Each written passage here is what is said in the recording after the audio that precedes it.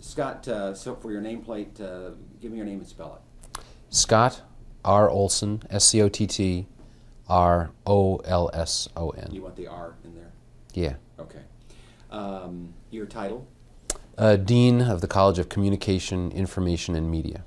Well, let's start off by telling me, describe the college. What makes up the college? The college is made of 4 units, and 3 of them are undergraduate units, and one of them is a grad unit. The 3 undergraduate departments are journalism, telecommunication, and communication studies, and then we have a grad-only program that's called the Center for Information and Communication Science.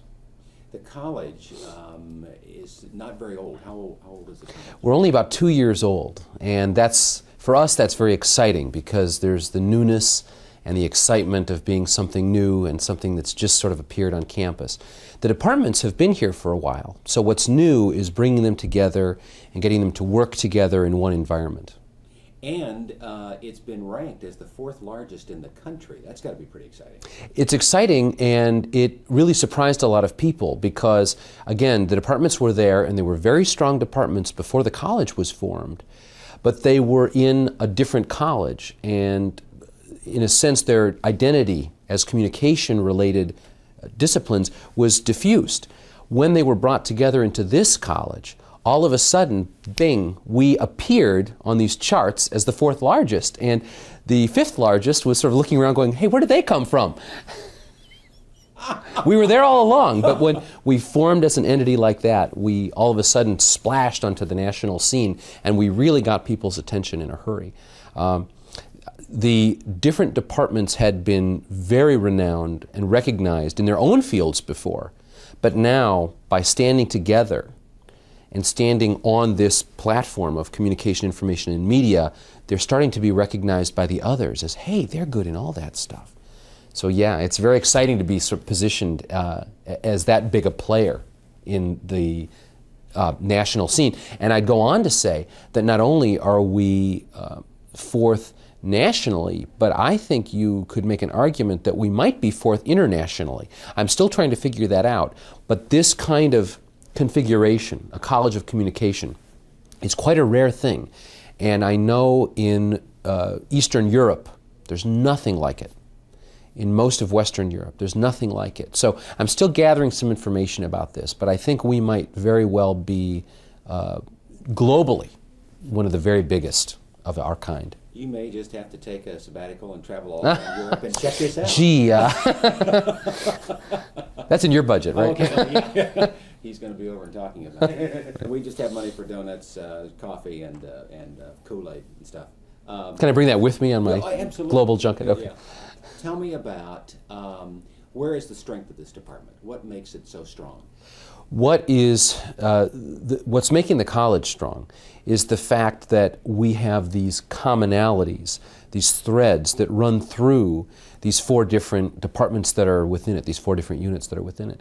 And those commonalities mean that when we get together, we find so many things that we can work together on, so that students who are interested in one area can be working with and being impacted by other areas. I think we all know, everyone's beginning to recognize that very rapidly the media are converging, that what used to be very separate and discrete entities are rapidly coming together, so that you can't just be in the newspaper business anymore.